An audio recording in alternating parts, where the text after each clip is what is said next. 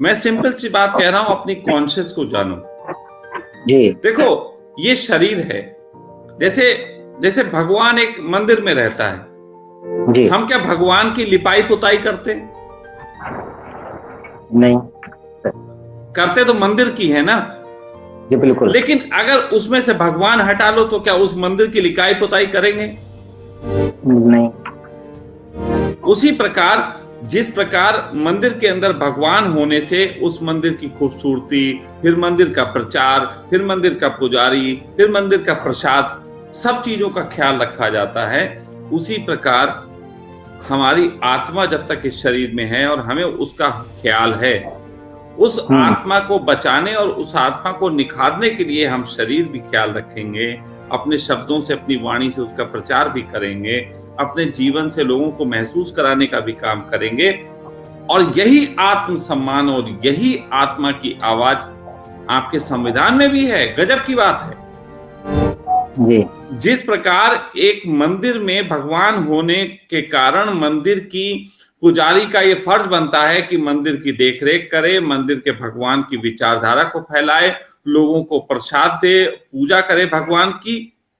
उसी तरीके से इस संवैधानिक ढांचे का जो निर्माण हुआ है, उस संवैधानिक ढांचे में एक मूल अधिकार है और मूल अधिकारों का उद्देश्य है कि हर व्यक्ति की आत्मा को खिलने के अवसर मिले, शरीर के नहीं,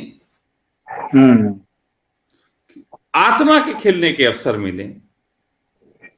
शरीर आत्मा का ऐसा समझो कि व्हीकल है, ये संविधान में लिखा हुआ है आपके।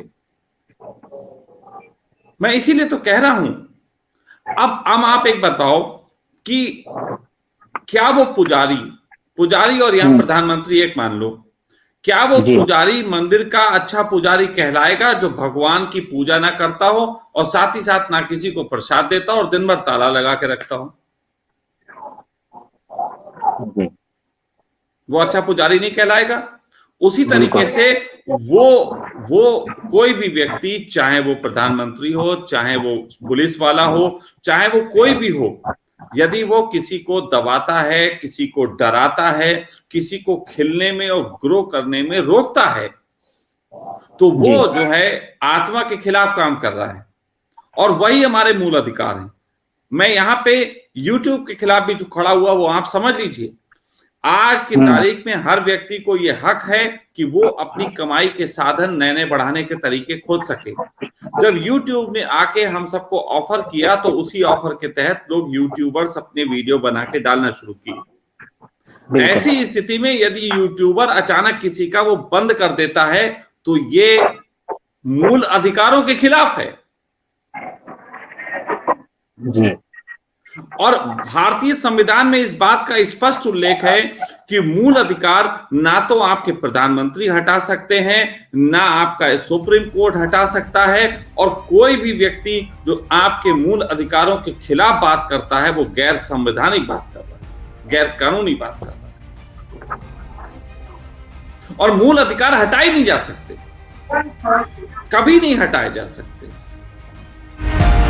मैं यहां पे बहुत बड़ी बात बोल रहा हूं, आपको लड़ने का ढंग सिखा रहा हूं जी। कि मूल अधिकार को पहचान लेना, आत्मा को पहचान लेना, फिर समझ में आता है आत्मा को खिलने के लिए क्या क्या चाहिए। आत्मा को बचाना नहीं है, फिर समझ लो, आत्मा को बचाने के लिए मूल अधिकार नहीं है, आत्मा को खिलाने के लिए अधिकार है। आत्मा को मार ही नहीं सकता कोई, उसको बचाने के लिए कोई कानून बन ही नहीं सकता, आत्मा को खिलने के लिए कानून बन सकता है। कोई भी कानून जो बनेगा वो मूल अधिकार के खिलाफ हो ही नहीं सकता। इसीलिए हमारी इस लड़ाई में हमारे पास एक ही हथियार है, वो है मूल अधिकार। जी बहुत ही शानदार।